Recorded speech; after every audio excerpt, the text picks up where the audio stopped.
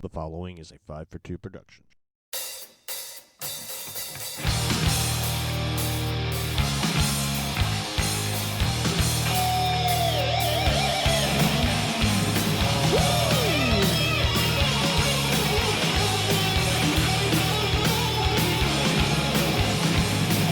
Mama, please, let me go to the show.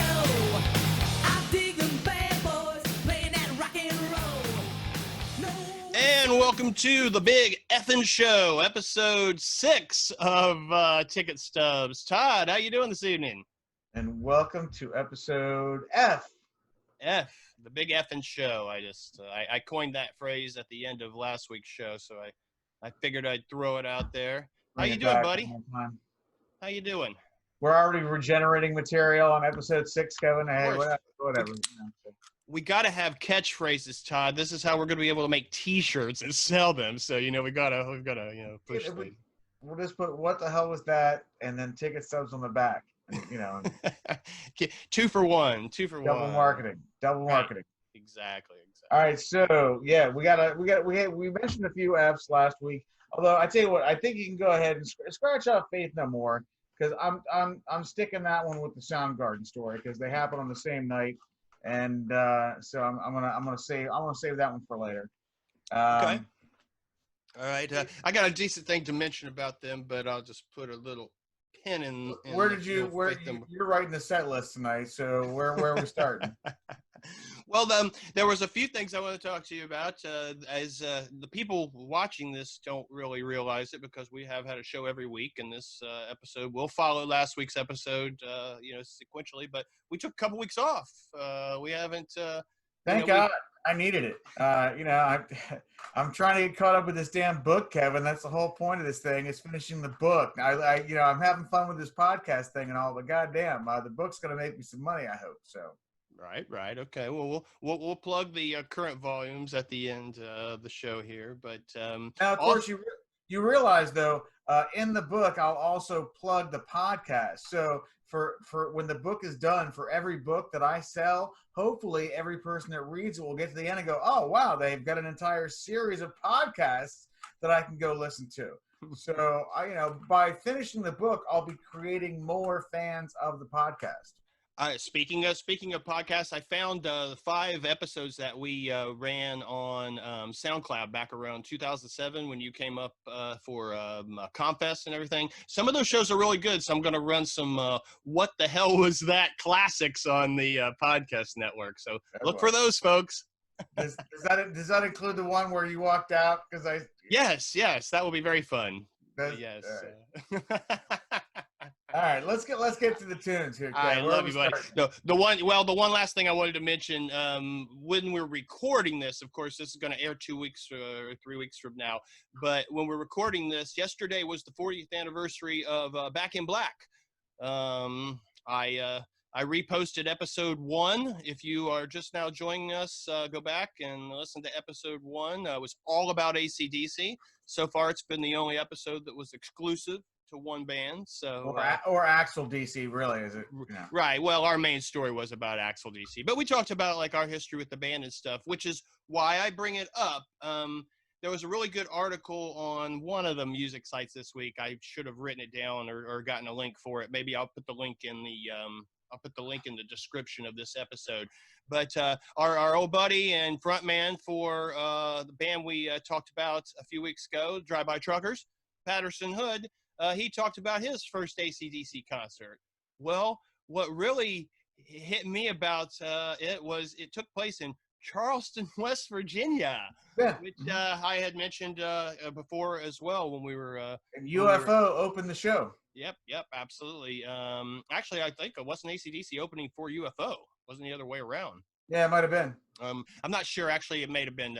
But anyway, I mean, that's the same place, Todd. I saw all my early shows. We even talked about Charleston, a few weeks ago. I said, when the lights go down for the headline act, it's boom, every man for himself, which is, I guess we can kick off here. I'll just show this. So one of the bands we're going to be talking about tonight is Foreigner. And this ticket stub here is from May the 1st of 1985 in Charleston, West Virginia. There you go. So we'll get to that show here in a minute. Where did you see Foreigner back in the day? I saw Foreigner with Lou in 2000 at Memphis in May Festival. Not Okay. impressed. 2000. That was a little late in the game. See, He was Big Lou back. Okay. You know, like he was not skinny, good-looking Lou at that point, but he was still the original singer. So I saw him in 2000, and then I saw him again actually a couple years ago with Cheap Trick as the opener. yeah, we And mentioned. Is this the show your mom went to with you? Well, yeah, but you know, so we saw Cheap Trick, and the lady in front of me was so bumming me out. She really didn't like Cheap Trick. She was obviously a Foreigner fan, and she's like doing this the whole like Cheap Trick show, and I'm just getting more and more angry, and I'm trying to stand up and dance and have fun. And I warned the people behind me. I said, look, man, I'm standing up for this thing. If you guys want to sit down for Foreigner, that's fine by me, but I'm standing up for Cheap Trick. So, I've already had my permission from the people behind me, and she just bummed me out. And I figured mom didn't know Foreigner. Why would she care, And we should have stuck around. I feel bad. And the only reason I didn't stick around is because I was seeing him like the next night in Jacksonville anyhow, with my buddy Mick. And I figured, well, I'll definitely see him then. And like I said, I didn't figure mom would care. We went to a casino and got something to eat and hung out for about an hour. And, but I feel kind of bad. I should have taken mom to see Foreigner. Well, now was Mick Jones actually even at that show? I don't know if you know this, folks, but the Foreigner that plays out today, you've got about a 80-20 shot, or maybe even 90-10 shot of actually seeing any original members at the show, because Mick Jones only participates on very special occasions. So usually Foreigners out there, it's just a bunch of scabs led by Jeff Pilson from Dokken. Well, either way, when I saw them in Jacksonville the following night, I thought they were great. But they are a very good glorified tribute act. I call them Foreigner. Well, here's my actual Foreigner story, which I should probably add for the book, even though I technically didn't go to the show. Was I won tickets on the radio? One of the many times I won tickets for a show on the radio. And it was the 5-band jam down in Philly, and the headliner was the Kinks. This was 1984 on the Give the People What They Want tour. It was Foreigner on the Foreigner 4 tour, Joan Jett I Love Rock and Roll tour, Huey Lewis on one of his first tours, and the Outlaws. And I couldn't go because the folks were taking us to Washington, D.C. for a family vacation or some kind of bullshit. So I missed Foreigner on the Foreigner 4 tour at the peak of their height. But again, so that's my big Foreigner story, is the fact that I missed them at that point in their career. But I'm glad I can scratch it off the list, say I saw them. So Foreigner was actually my 5th concert overall. I may have mentioned this already. I have mentioned this already in a previous episode, but we've talked about your parents being so forthcoming with taking you to shows and things when you were young. And I joked that my dad said, well, you can go to a concert whenever you're 16 years old and you can drive yourself. Well, he eased up on that somewhat and actually let my sister take us to a few shows while I may have already been 16, but I had a few issues with my license early on. Couldn't quite drive that far. Right. Exactly. But so my dad actually bought my sister's ticket to take me and my brother and my cousin to the show. I'd showed the ticket before, May 1st, 1985. Now, I didn't see him on Foreigner 4, which, like you said, would have been the height. But this was the next tour. It was the Agent Provocateur. Yeah. This was the big tour where they were having a local choir, in each city join them for I Want to Know What Love Is. So, we got the gospel choir of no wonder they went broke.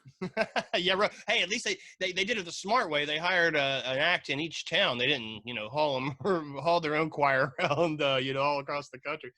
But the great thing about this show is, and I know my sister, she's one of our biggest fans. I guarantee you, she's always the first like every week. Shout out to Mindy, my sis.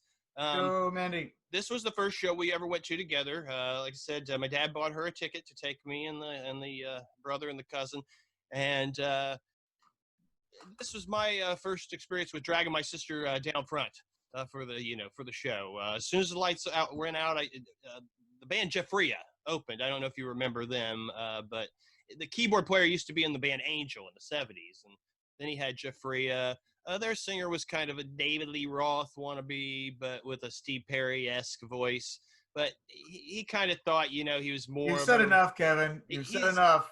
He kind of thought he was more of an arena, rock star than he was at the time. So we sat through that in our normal seats, and then I filled my sister in on, what I had already discovered at the Van Halen show and the Ozzy show and the Kiss show. That when the lights go out, for the headliner. All right, Mindy, we're going to rush to the stage. And that's what we did. We got down front, took her right down front. We watched Foreigner, from, I don't know, 10, 20 feet away. And it was awesome. So, shout out to my sis. She's going to pop up like a regular character in a few of these stories. So. Speaking of regular characters, I want to say this real quick. To any of my personal friends out there who may be listening, I know where you're going. or may end up in the book in a few stories here and there, I want you all to be well assured that the majority of the time that I am telling tall tales, whether it be here on the podcast or it be in my book, that I am making myself the butt of the joke the majority of the time.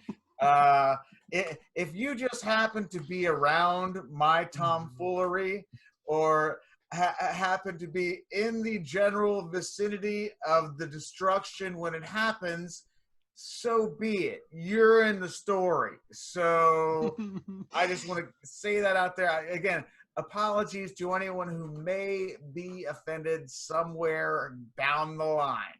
Yeah, I knew where you were going with this. We should have a disclaimer, Kevin. We really Right. need a disclaimer for the show. Maybe we should change names to protect the guilty. I don't know. One of our mutual friends, who will remain nameless for as much as possible here on out, he's not exactly upset that we're talking about him in these stories, but he's maybe uncomfortable with facts that might come up. Let's drop it at that, Kevin, shall we? And move on to the next F. Hey, okay? hey, like you said to another mutual friend this week, do you really want to be in these stories? Right, yeah. You don't, But anyway, shout out to my sis because the stories she's in are all good. It's all cool. You don't necessarily want to be name dropped on this program, folks. Right, exactly. Right, so, but what I did want to mention, I also have seen Foreigner at least once at the Columbus Crew Stadium with Journey, also with the a different singer from the classic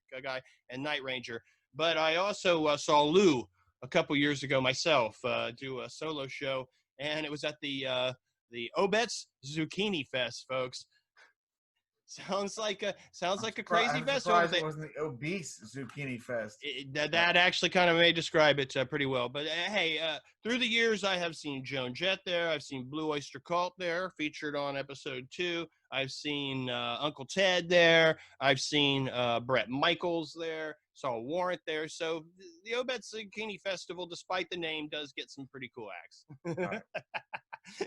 It's usually a zucchini fest too. Let's leave it at that. I think that leads nicely into another F that is not going into my book because I never saw them live, but I think you had on your radar, probably just for the sake of rock and roll history, Foghat.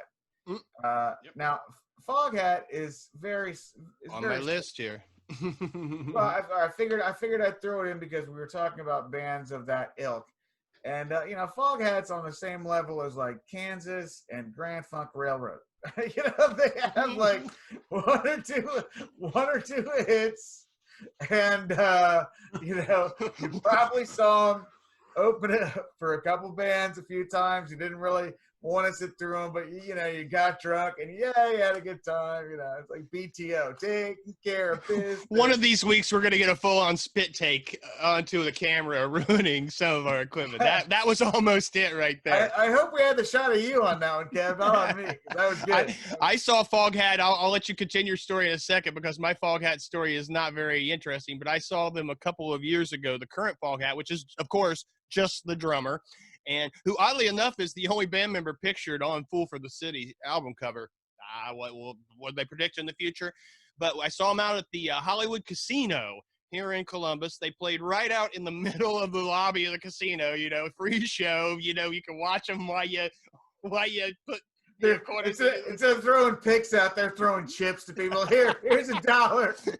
But the really cool thing about this show, Todd, the frontman for Foghat right now is Charlie Hoon, who was Ted Nugent's second big singer, the guy who replaced Derek St. Holmes and did those late 70s albums with Ted. Right. So anyway, it was pretty neat. But again, so you actually saw Foghat then open for somebody? No. I'm saying I never saw them, but I just can imagine them being on that same level as those type of bands that we've been talking about there. So. And there you go. They're playing the casino circuit now for free. So. And that leads us to another F band, which, I don't have much really to say other than the name, Faster Pussycat. We've already talked about them because they opened for Alice, which we talked about on the C Show. Mm-hmm. And I think I saw them again just solo at the Newport at one time. Again, as I'm writing this book, I'm going through, I've got an actual list of all the concerts I've seen from age 13 to present. Mm-hmm. And I hate to say it, folks, there's a lot of shows that I can't remember seeing. I'm like, really? I saw that? When was that? And so that's usually where I come in. That's kind of why I dragged your ass into this podcast, because I got sick of you always calling me and be like, hey, Kev, what happened with this show? Or what Well, again, Kevin, no offense to you, buddy, but I mean, I realize that, the point on your angle is to create a new podcast, put that out there for the entertainment of the people. For me, this is just jogging my memory to finish the book. So, Hey, double win, in my opinion. But Faster Pussycat, for me, are significant. I've only seen them twice. I saw them the time with you with Ace and Alice. Ace foreshadowing towards the later part of this show. And then I also saw them open for David Lee Roth. What's significant about that is there were 2 times I did actually see Guns N' Roses back in the day, which we'll talk about when we get up to G's, and we totally dedicated A to AC/DC, so we didn't get around to any Aerosmith stories. So that'll probably be episode 27, folks. But anyway, we'll start all over again. Right. So I did actually see Guns N' Roses open, the classic Guns N' Roses on Appetite for Destruction open for Aerosmith. But I was supposed to see them 2 times before that, and one of the times was opening for David Lee Roth, and they got too big, and actually it would have been after Aerosmith because they kind of popped off and were really big, and Faster Pussycat took their place. The other time they were supposed to open for Iron Maiden, and Megadeth took their place. But so that's Faster Pussycat.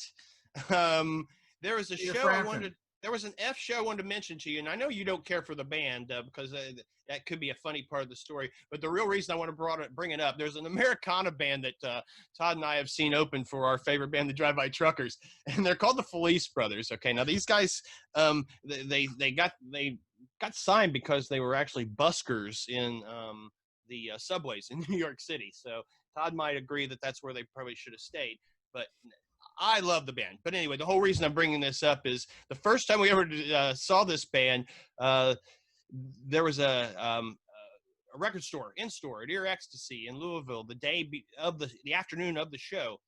And the in-store was supposed to go the same way as the show. The Felice Brothers were going to play, then the Drive-By Truckers, of course, were the headliners who were going to play.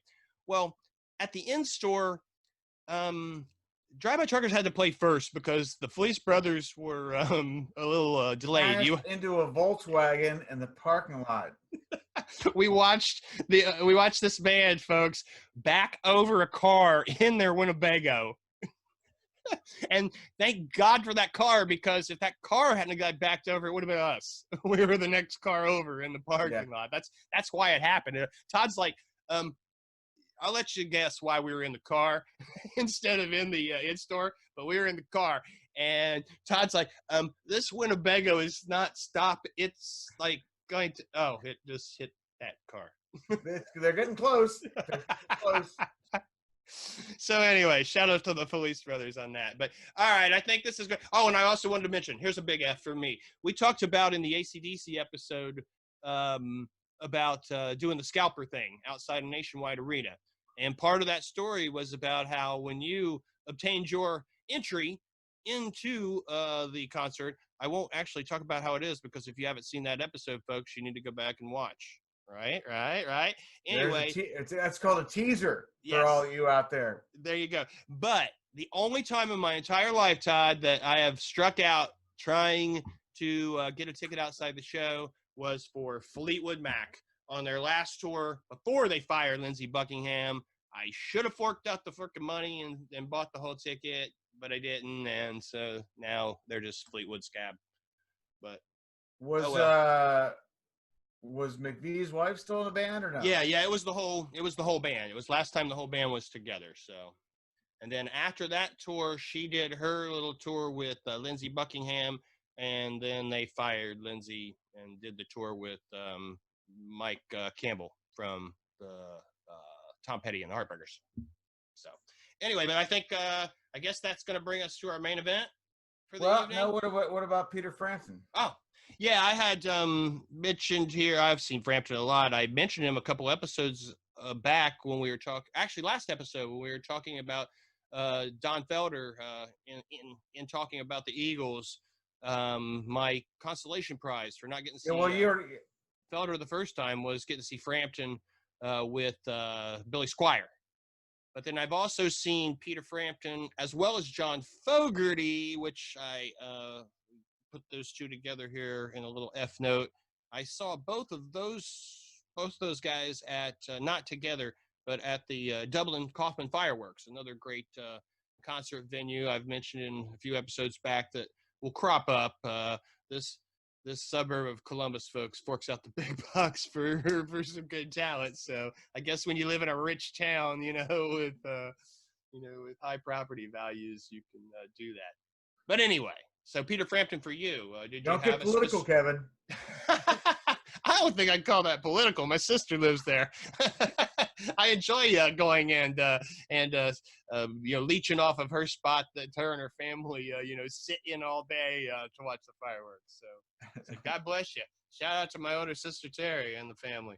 But do you have a Peter Frampton story in particular that you want to only the fact that, first of all, I really don't give a rat's ass about Peter Frampton. That's really the story right there.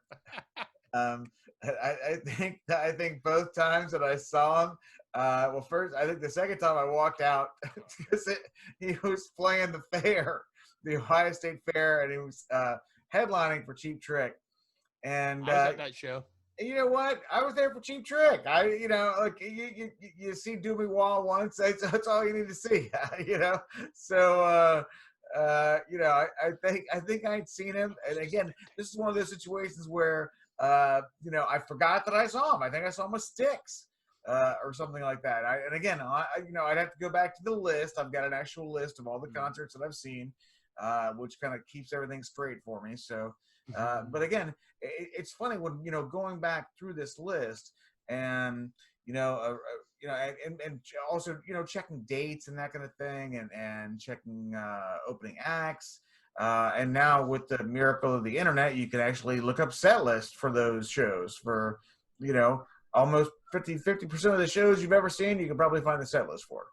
That's what I did for Foreigner this evening. I didn't actually pull it up or mention it during when I was talking about it, but I went right here, found the set lists, for the concert I saw in '85. So, there. So before we get to the main event, which I think I'm probably gonna need a cigarette break for before we get to anyhow. Do you have the this is a little teaser too? Do you have the picture of the event? Do you have the actual physical? I picture? do. And maybe when we take a break, I can just send it to you, and we can figure out a way to put it up. You can just hold it. You can hold it up. I have a digital copy that I can put in editing, but it'd be cool if you could actually. Hold on. I'll see if I can dig up the actual hard copy. If not, I'll drop it in. Anyway, there's a little teaser, folks. There's a picture coming up. We have a celebrity photo coming up. Celebrity That's photo. Celebrity photo. Todd, there's actually somebody that's on my list that you mentioned at the end of last week. You may be, you may be escaping. I the had Funky two other- Meters. The Funky Meters. That was one of the two. Okay. And John Fogerty. I think we need to talk about Fogerty. I was going to ask you if you saw Fogerty. I mentioned I saw him at the Dublin Coffin Fireworks as well. Did you go to that show? It was with Joan Jett opened. It was Joan Jett and What year was it? It was just a couple years ago. It was right before you left town, I believe, but it may have been after you left town. So I believe anyway. it was. Anyway, yeah, Fogerty, I've seen Fogerty with Willie Nelson I missed that one. and with Springsteen. Okay. I saw Fogerty headline with Joan Jett at the fireworks at Kaufman. It was amazing. He did 27 songs, I think. I think the only solo song he did Old Man Down the Road and Center Field, and the rest of it was every classic CCR song you can imagine. You know who his bass player is in his band? I don't. James Lomenzo. He was the bass player for White Lion. And then he's actually done time in Megadeth. He's played in Black Label Society with Zakk Wylde. But he was like, fucking John Fogerty gives you a call, folks. You put the heavy metal aside and you go play some fucking classic rock and roll. And you go, cash that check. Cash that check. That pays much better than White Lion, folks. Let me tell you that right now. Hey, fucking man. So, but yeah, so I mean, again, not much really to say about Fogerty other than if you're not a CCR fan, you don't give a shit. But if you are a CCR fan, now how I got into CCR was actually probably through a movie when I really think back on it. Now I'm sure I was familiar with some of their songs just from osmosis of listening to the radio in the 70s. But I don't think I was really in tune to what their message was until I heard the song Bad Moon Rising in the movie The Big Chill. I knew that's where you were going. And so I think hearing them, I'll take that back. I heard Bad Moon Rising earlier than The Big Chill. I heard it in American Werewolves in London. That's where it was. Okay. Yeah. That's where it was. So I think I can probably date my CCR fandom back to that point right there. So. Right. But again, we're talking about CCR when we're talking about Fogerty particularly. Well, we've got to cheat on some of these. It occurred to me, Todd, this week, and when we get to X, we're going to have to really call an audible. No, there is no X. I've already decided. I mean, like when you get to that page in my book, it just says the letter X and says move on. I thought of a good way we could actually cover it here on the podcast. We could do X members of big bands that we didn't get a chance to either talk about in their respective bands or, didn't get a chance to talk about because they left a big band. But we can cross that bridge when we come to it.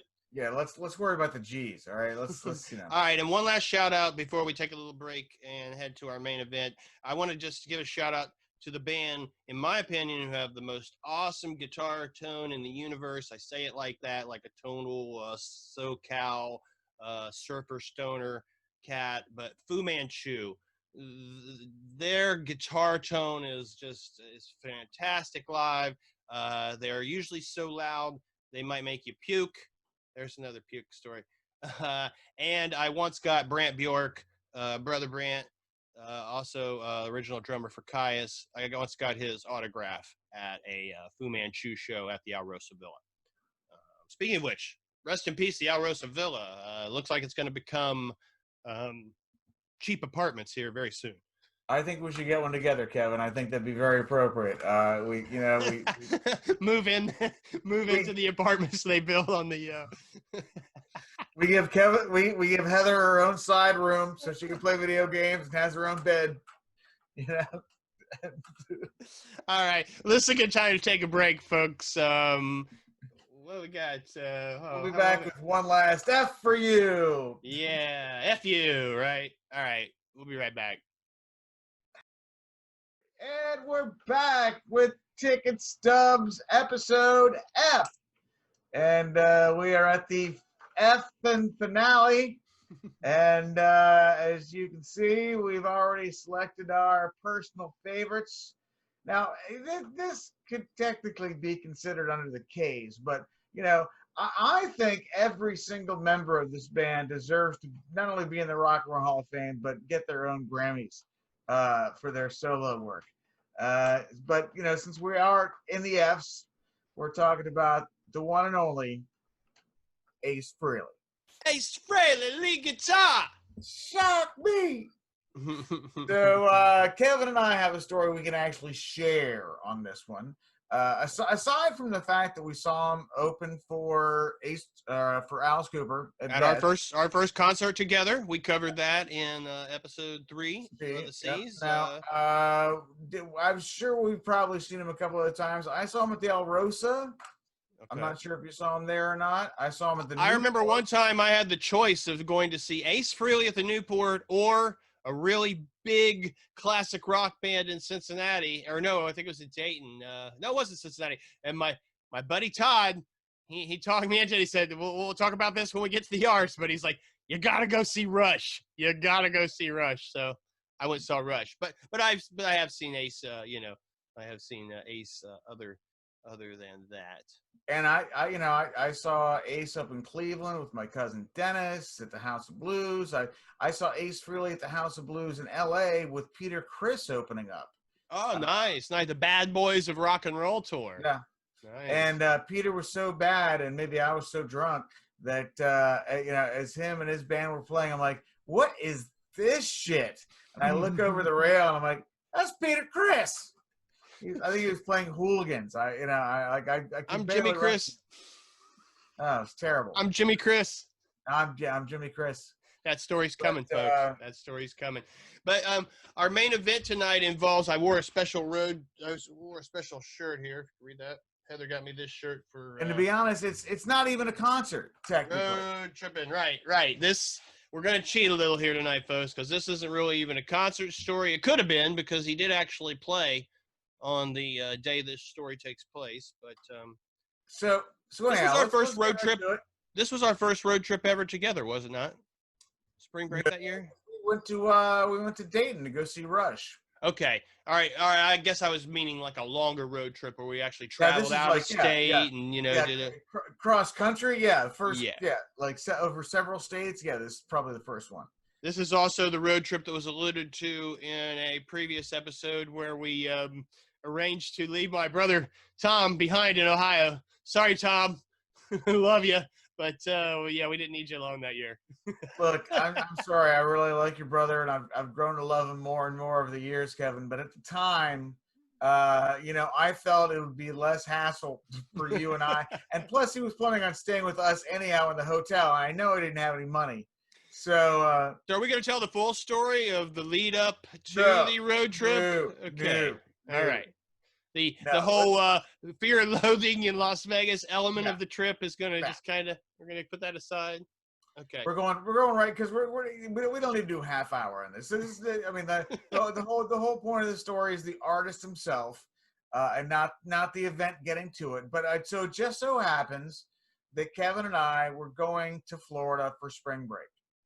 And let's set the Wayback Machine to 1989, and I believe the number one song on the beach that year was "Funky Cold Medina" by Tone Loc. Correct me if I'm wrong, but could be. At least he used a Van Halen and a Kiss sample in it. Exactly right. I'm like, that's Ace Frehley. But so anyhow, it was me and Kevin, and we drove down. And his dad, God bless him, God rest his soul, drove with us in a van filled with illegal stolen beer, essentially. So you are telling part of the story. Also, my nephew Aaron, who was a young minor at the time, but shout out Aaron. He's a pater familias now with a family of his own. But At this time, he was just an innocent little kid riding with his grandpa and his crazy uncle and his crazy uncle's friends. Yep, down to Florida. So spring break, and it's spring break. You do what you do. You drink beer, you smoke weed, you try to mac on women, and at least we had the weed and the beer. So it turns out that one of our shared heroes, Ace Frehley, was doing a promotional gig in town that week for some sort of laptop computer. Or IBM computers. Who knew Ace was, like a computer? The computer was named Ace, so therefore some stoner in the marketing department said, "Hey, you know what we should do?" And so they called up Ace Frehley, and he wasn't doing anything. I'm sure he cashed that check real fast. That one either to pay off lawyers, to fix his Corvette, or to buy more coke. That's where that check went. But anyhow, so we were all excited because we're gonna get to see Ace Frehley in the flesh, man. This is look, all right. Sometimes magic things happen. You go to concerts, you go to the Newport Music Hall, you might happen to be outside and meet the artist. Those things just magically happen. This was one of those things where he was gonna be there behind a desk signing shit.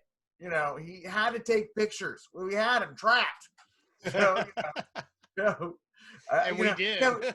Kevin, I don't know if you and I actually discussed this as Kiss fans, but I wonder if we thought to ourselves, so what am I going to ask him when it's my turn? It's like seeing Santa Claus. You wait in line with all the other kids. Compared to asking for a wish, you're asking for a request. Or sign a record or something like that. What'd you really think when Vinnie Vincent recorded all your guitar parts on Creatures of the Night? What'd you really think when Jake Wagner recorded your guitar solo on Flaming Youth and Destroyer? Look, look. As much as I love Ace Frehley, folks, I hate to say it, he didn't do that much work. He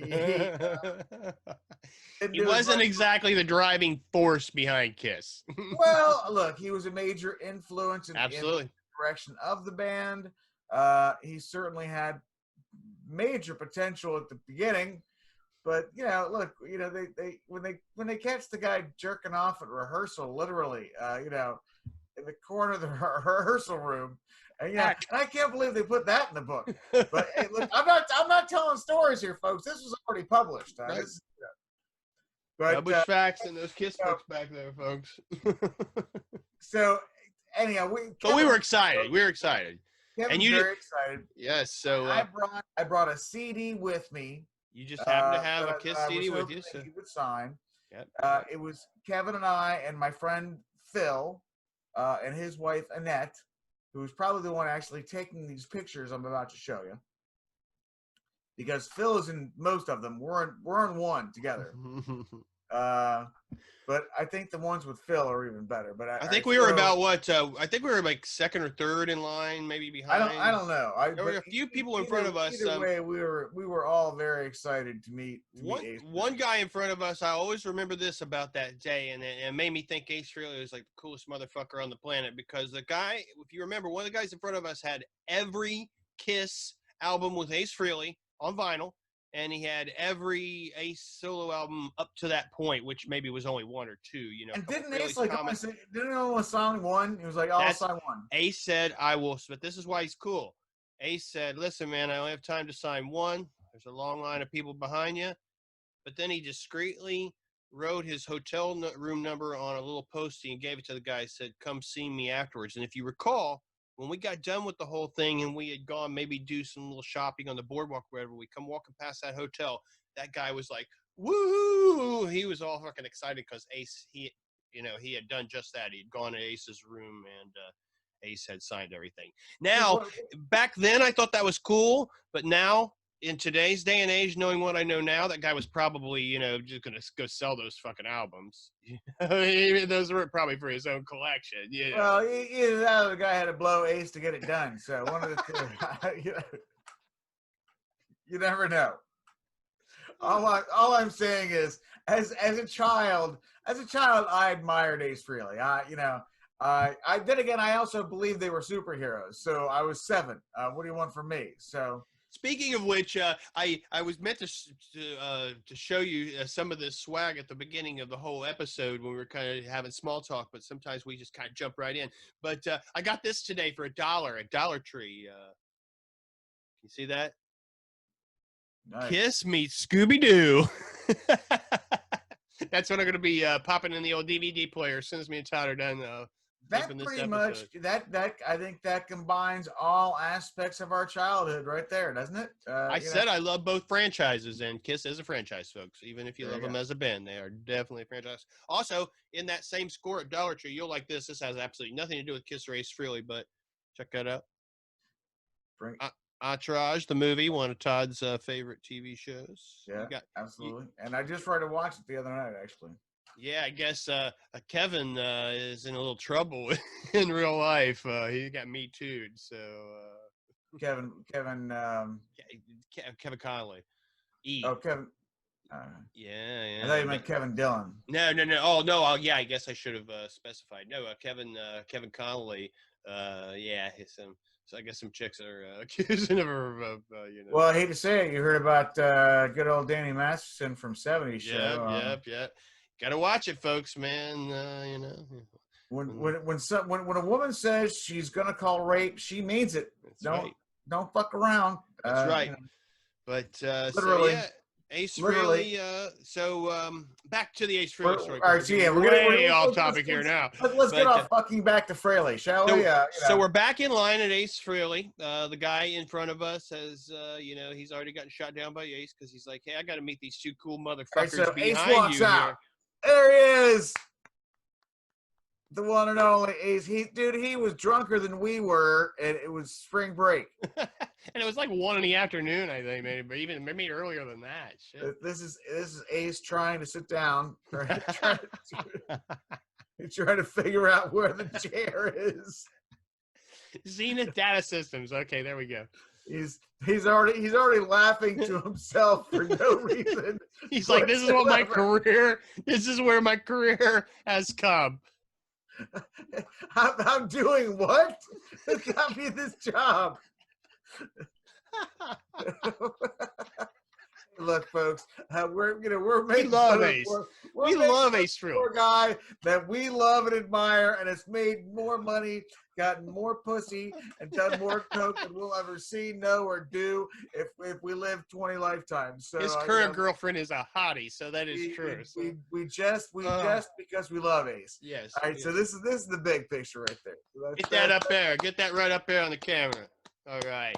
So now, I Yeah. first of all, I want to note that my hair is a frizzy 1980s perm. Yeah, we saw that. We saw that in the Alice Cooper picture. The Alice from, Cooper picture. a couple it episodes only gets ago. worse. It only gets worse after going in the ocean and then being on the beach for a couple days. But so that's a picture of me and Kev. Now here's the autographed copy of Rock and Roll over there. Nice. Speaking of autographs, here I'll hold this up. It has. Earlier, I mentioned that when I was talking about Fu Manchu, I had the Brant Bjork autograph. So just because there's that. Hey, we're talking about Ace now. Come on, don't. I know. I had to throw it in there somewhere. I'm teasing. All right, now here's the bonus pictures. This is what I think is funniest.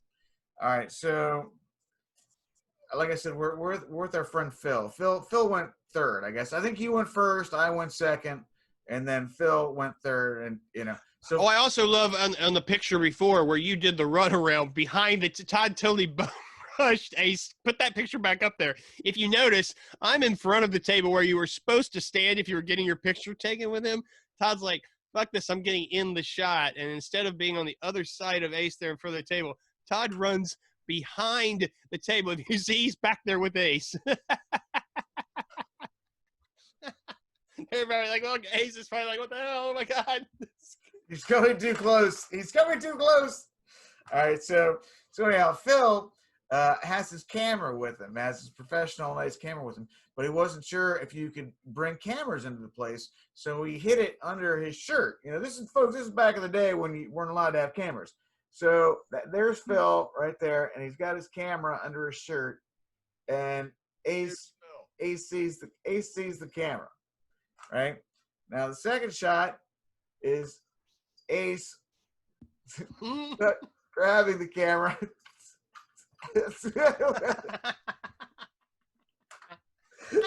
And the last shot is Ace laughing about the Grabbing camera. That's awesome. I don't think I've seen those last 3 pictures, the Phil pictures, in probably 20 years, man. So there you go. Oh, And man. it is one final effing bonus for the show. Now, if you'll notice, the whole thing was being run by Zenith. It was being promoted by Zenith. So here's the actual You still have the poster. poster Beautiful. I lost mine in the first divorce.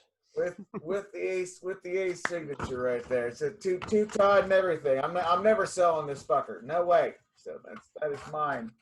Well, I mean, I think that doesn't get any better than that as far as F's go, does it? So I still got the poster. It still hangs in the man cave in the garage there. That is awesome, man. Yeah, and that was an awesome experience. First of many cross-country road trips for you and I, seeing shows and having a good time. And that's what this podcast is all about, folks. It's about sharing memories and shared memories, because even though you may not have been at these experiences with us at the same time, I'm sure you have experiences of your own that are very similar. With you can just insert your own names and places and dates, and you have pretty much the same experiences.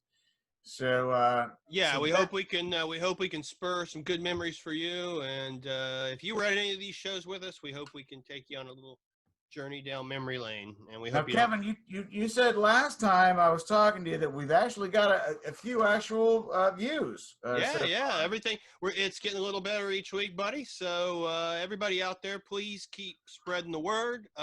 These topics are evergreen, folks. In the podcasting world, what evergreen means is you can listen and watch these episodes 5 years from now. Old, we're talking about shit that'll be relevant forever and ever. Exactly. There aren't any specific dates other than a little bit of the chit chat we have, and we're just talking about classic bands and timeless stories. So please keep spreading the word.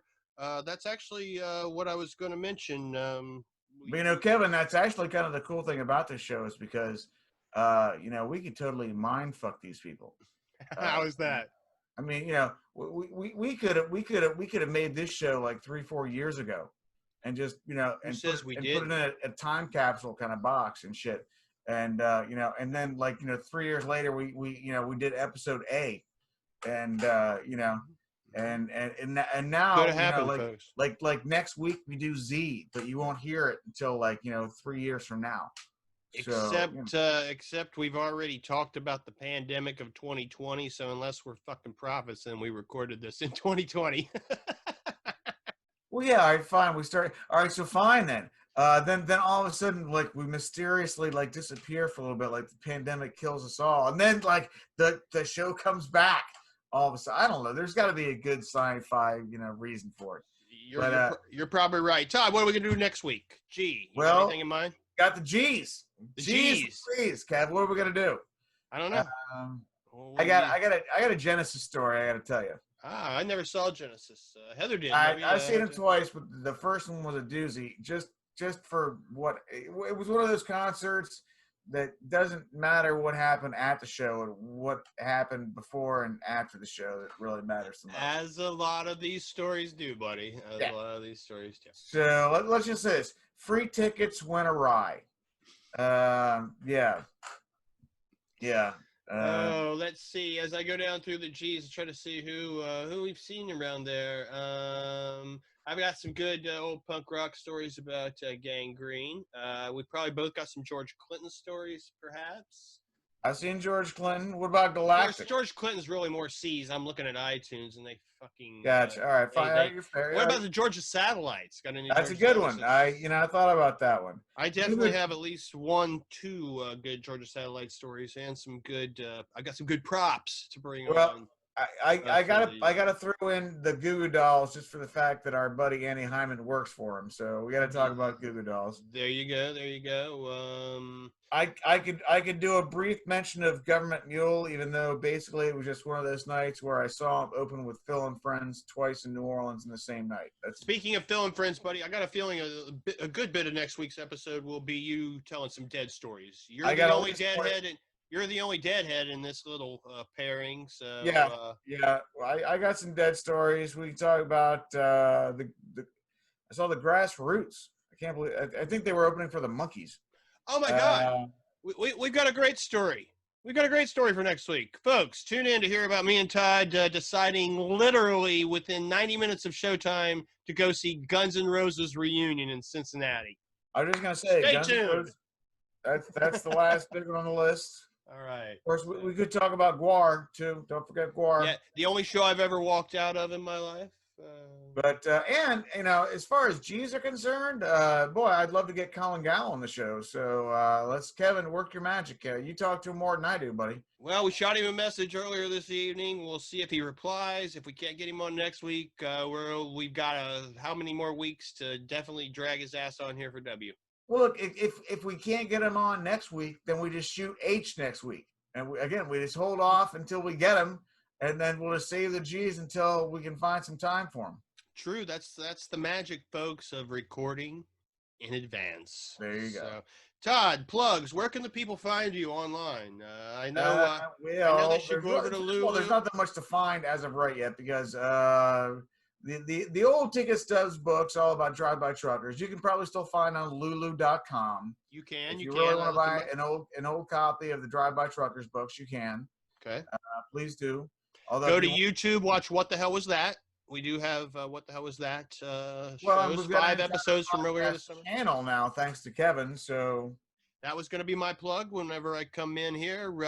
Everybody go to 5 for 2 at podbean.com and check out. We've got all kinds of shows. You got What the Hell Is That with Todd. We've got our flagship show here. What's this show called? Ticket Stubs. And the audio will be up tomorrow, folks. We do these shows you're doing too many podcasts, Kevin. You can't remember which one you're doing now. This is like the kid trying to run the talent show and perform in it at the same time. It's, Hey, wait till I get your ass watching old WKRP episodes and we're just sitting around talking about that. I just want to finish the fucking book, all right, before unemployment runs out. That's my only goal in life right now. I got about 6 more weeks till like mid-September, and I'm only on the ease as far as the book goes. We're farther ahead in this fucking podcast than I am in the actual book that inspired the fucking podcast. So, can I get caught up a little bit here, please, Kevin? We're already 3 weeks ahead. Yeah, but I can't take the chance of you going on a bender and Right, you're just afraid I'm going to die. That's what it is. I gotta stay a few weeks ahead. That's what it is. Kevin, right, folks. I guarantee it. And until I get the cremation plan paid off, we'll keep doing the podcast every week or so. I swear. I promise you. All right. Well, you heard it straight from the man himself. I got 900 left on the cremation plan, so we got at least 16 more months. So we're good. All right, I am Kevin. That is Todd, and this is Ticket Stubs, motherfuckers. Can you dig it? Can you dig it? My soul's got serious traction. I better still to get some action. You wanna cause us misfits, but baby, you don't give two shits. You shouldn't care about it anyway. You gotta let go one day. We wear all the latest clothes. We see all the coolest shows. Bouncers at the nightclubs let us in. Wouldn't take